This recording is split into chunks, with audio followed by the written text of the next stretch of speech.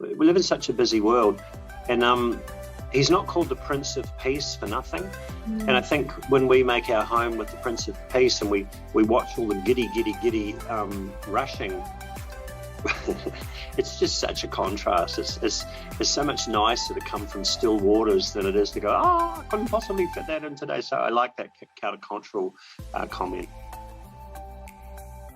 But today I wanted to bring you a word on the superpower of stillness. The superpower of stillness. I'm sure when we look at those Marvel movies and we see all the superheroes, there's not a whole lot of stillness or silence that's going on in them. But I am here to tell you today that stillness is a superpower.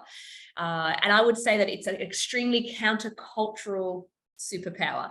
When we look around at our world, stillness and silence is not very valued, but it is an untapped skill, an untapped resource, an untapped spiritual discipline, which I believe is so important. And really here I am repeating a little bit of what Luke did 2 weeks ago in his message about leading from your pillow.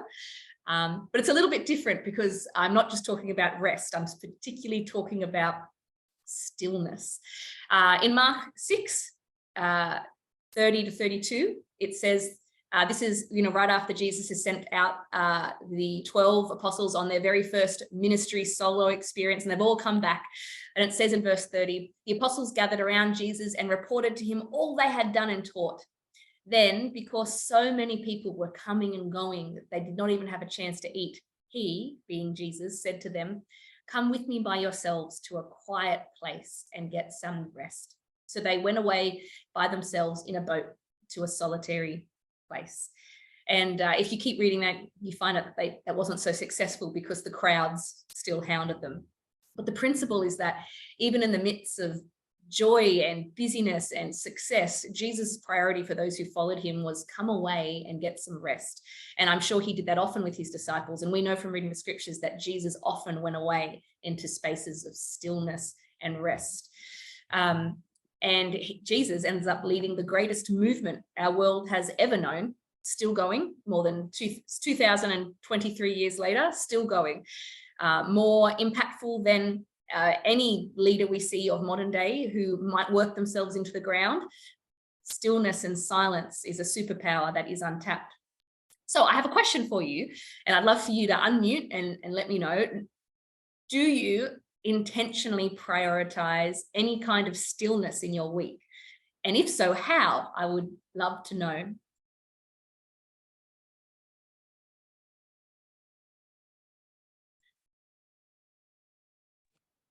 Yeah, Sharon. I find the early mornings, I think I started doing that when my kids were little and you had to kind of beat them to get up to get any time for yourself. So I still do that. I still wake up very early and pray and do my Bible readings and studies at that time. And it's always been the time to, before people sort of in days when I was in, church housing, that people would knock on the door at 8 o'clock, but before 8 o'clock, they probably won't. But I do agree it's very important. I had there was one group of people I worked for that didn't think that ministers should have a day off at all. And just have Monday off. And 8 o'clock on Monday evening, one of the elders would call me and go, right, you've had your day off. Right, okay. I mean, that was a farming community where they didn't get days off, so I suppose it came from that. But yeah, that early morning time just to beat all the other noises I find really helpful. Yeah, absolutely. Early mornings are great. And I love what you highlighted there about different seasons, perhaps needing different types of or times of rest or different habits. When you've got young kids, yes, getting up super early in the morning, that might be best. There might be other times that become available in different seasons. And you also highlighted there, farmers don't tend to get a day off, and so that they might expect others to follow that same pattern. And there might be other situations in which people, because of their caring responsibilities, feel like they also can't have a day off. And what I love is our God is God of not necessarily black and white, but there's all kinds of gray in there for us to be able to say, okay, we need stillness, but we can look for that in different ways. Even if you are a farmer, there can still be rest if we are willing to look for it, right? And be creative about how we approach it. Lily and Denise, Richie, do any of you guys have anything you'd like to share about stillness or silence? Yeah, Rich, why don't you? Oh, no, we've all unmuted. We'll go Rich first. We'll go Rich first. Do you want to hear a funny story? Yeah. I'm the same as Sharon. Early morning, get up early. As I get older, I like to spend more and more time with the Lord. And I was thinking about Psalm 23 because of your question. I read it in the TPT this morning. And Psalm 23 is the story of my life as I went through and came out of my second divorce. I don't know if anybody's ever been through divorce, but it's the translation often says through the valley of the shadow of death, but TPT doesn't say that. It says through a really dark valley. And I liken it to being burned. It's just a pain that doesn't go away. And it's a very, very difficult thing to go through. And the Waikato is very, very green, very, very flat. And when it rains, there's water everywhere. And it mentions lying down in green grass and the still waters. It's such a good picture of the Waikato in New Zealand. So I'm thinking about all of these things. And my neighbour moved out yesterday, got kicked out. And so she threw a whole lot of things over the fence. And I was like, I went over last night, what's the go? And she's like, oh, well, I'm out of here. I'm leaving. I've just put some things over. I meant to ring you. I woke up this morning feeling quite annoyed at this boundary buster who's just throwing things on my property without asking. And then I got the giggles because I realised the irony of the situation that we're like, where do you get your peace from, Richard? And you're thinking about the neighbours. So I had to switch my thinking back to the Lord and like, don't worry about it. It's going to take care of itself. I thought it was hilarious. Right. And like, obviously, like that is an absolute boundary breaker and that is frustrating, but it is so often when we choose, we say, right, here, I'm going to have a time in stillness. I'm going to have the time in silence. So quick is the enemy to distract us with things that will take us off on a massive mental tangent, right? Yeah. And it's good to be able to bring it back. And Lillian and Denise, silence and stillness, do you have anything you'd like to share on that? Yeah, I'll share that. I used to think the morning was a great time, but I don't find that for me anymore because I find I'm always seem to be rushing to get here or get there, and then I have my family ring up and I have phone call after phone call. So I think that's just, I listen to my Bible app in the mornings, but as the stillness, and then I was just sitting here thinking, I think usually probably the time that I find stillness is before clubs. Yeah. Where I take a break and just sit down quietly for just that half an hour. But what I really like, I was also just thinking, when is the stillness?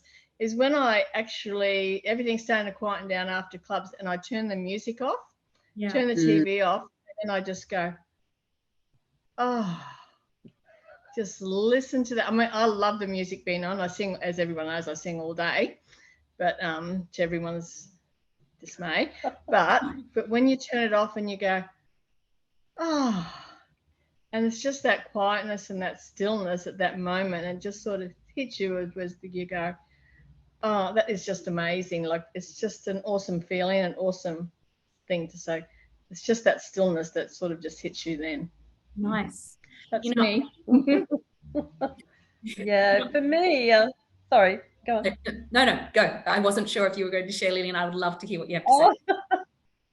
No, I was just going to say, for me, mornings used to be my time. My children would know not to disturb me too early in the morning. That would be my time to just sit and get used to the fact that I was up and awake. But now I still do my morning reading and prayer time. But for me, the quietness of just being home alone, and which doesn't happen that often, but when I am, and just being able to bring out my journal and just to sit and just read the Bible, sometimes intentionally, sometimes not, and just to quiet my mind so that I can listen. Yeah. And that's not always an easy thing to do, but I normally need to sit outside in the garden to do that, because otherwise if I'm inside I'll be distracted. But just to have that time and just to make notes or write down Bible verses that have just come to my mind, or thoughts that have come to mind. And I was just saying to Denise that one day I'm going to have a lovely burning pile and burn all my journals so no one can read them. But when I'm no longer here. So the night before I go to heaven, I'll just, no, anyhow, we're being silly, but that's the time. You need to have a good friend, Lillian, someone who knows how big they all are and where they are. And the very first thing when they hear, Lillian's joined Jesus in heaven, while everybody else is doing their stuff, they've got a mission. Break into the house, find get a good Break friend. into my house. I've started tearing pages out of mine already. Who knows? Lillian, you don't know, like someone could collect them and they could end up inspiring generations, hey? No, who knows? That's right. You know what? I love that for you on this call, you all know the importance of silence and stillness, and you all do access it in different ways. My hope is through this word today, I might just encourage you to continue to pursue what you already are, and maybe to pursue it in a new or different way. This is something that I've been experiencing lately. So I'm talking about the superpower of stillness, and I know the importance of pursuing God in types of stillness like prayer and quiet reflection on Bible verses, not just speed reading the Bible, but doing it slowly. And, sitting with God and listening and journaling. I do take all of those things very seriously. But recently I was reading a book that Luke and Rachel gave us, and it's called Emotionally Healthy Leadership, I think. And it was really talking about the importance of stillness at an even greater level, and just sitting in silence for 20 minutes a day, which was quite a challenge for me to read, and just doing nothing. And I said to myself, I'll try this, try it, come on, I'll try anything, but just 5 minutes. And I was sitting in my kitchen at home, and I was sitting in front of the clock in my kitchen.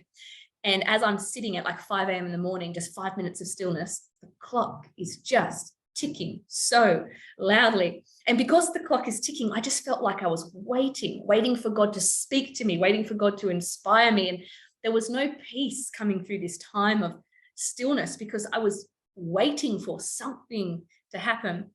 And that then led me on a journey to look up meditation, specifically Christian meditation, and what makes that different. And this is a journey that I started relatively recently, but I found it's been absolutely transformative. And I would say with all certainty that stillness is a superpower. And I'd love to share with you 3 points on that quickly, if I could. So my first point today is that stillness is an identity game changer. Stillness is an identity game changer. And this is what happened the very first time that I sat down and I was listening to some teachings about Christian meditation. I told you I had been sitting in my kitchen for 5 minutes, just trying to wait and hear from God in stillness, and it wasn't working. And the person teaching said that it's not about hearing from God. It's just about being. It's not about trying to get anything. It's just about being with God. And I just found that to be so profound, because my first reaction was, what? That's a waste of time. What are we achieving if we're just being? And then I've come to understand through prayer and through reflection that just being and trying to just empty your mind and being happy with just being still helps us as individuals to value what God values.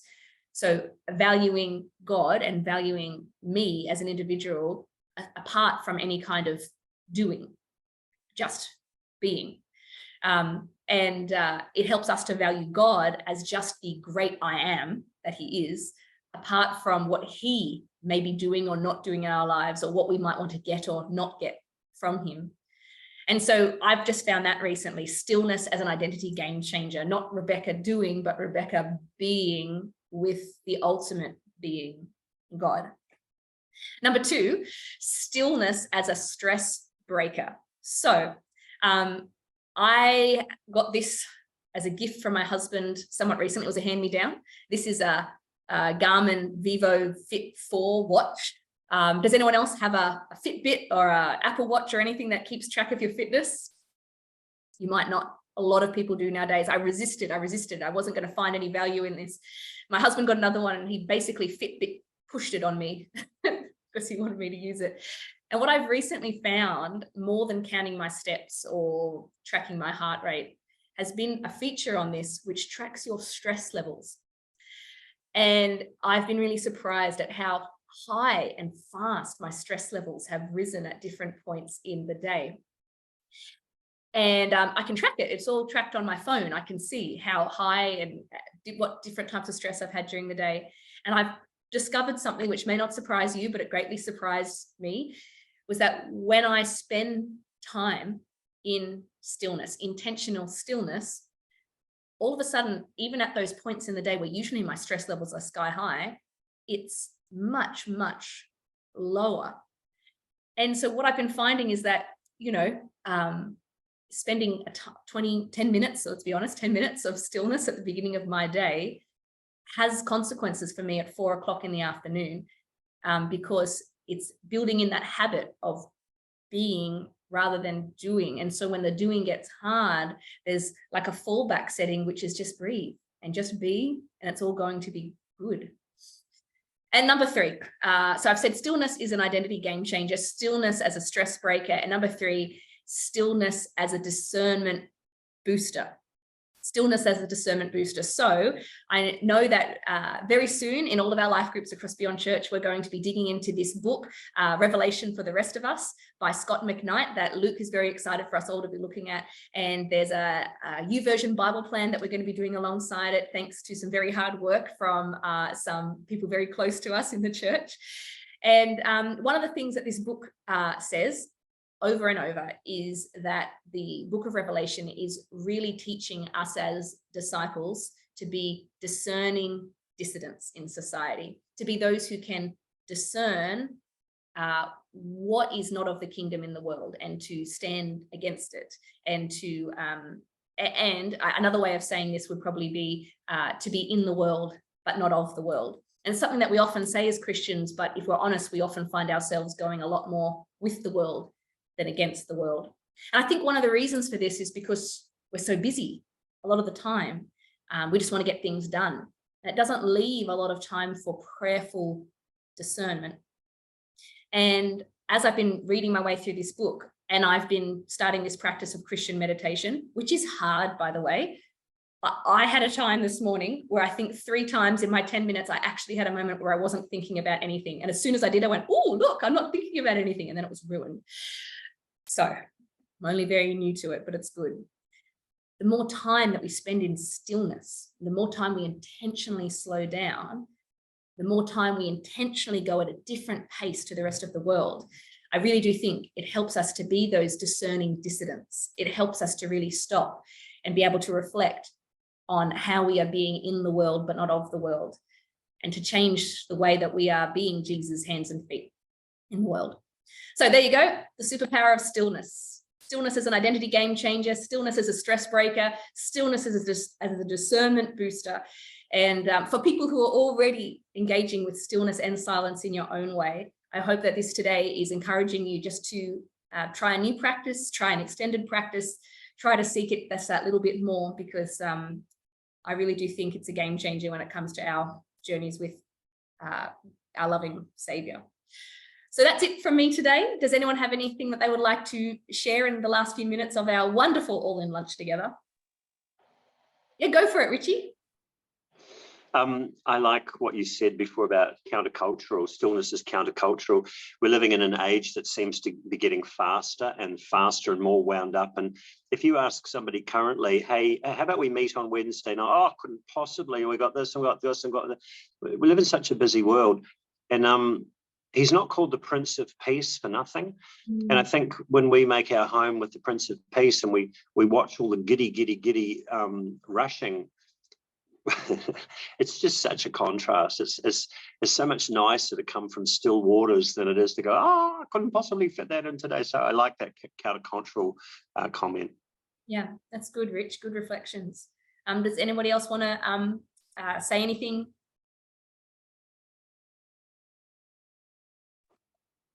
I was just thinking how much that idea of just being compares with our relationship with God too, that we need to spend time just adoring God for who God is, not what God does, although that's important. And just that was one of the things that I'd been taught, to start prayer with adoration, contemplating the person of God, sort of in contrast to our shopping list prayers and so forth. So there's that about, and that's the value, I guess, that God sees and we need to see in ourselves too, is just that our existence is important.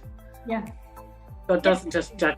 What we do is important to God, but also God loves us because we are. Yeah. So we love God because God is. Yeah.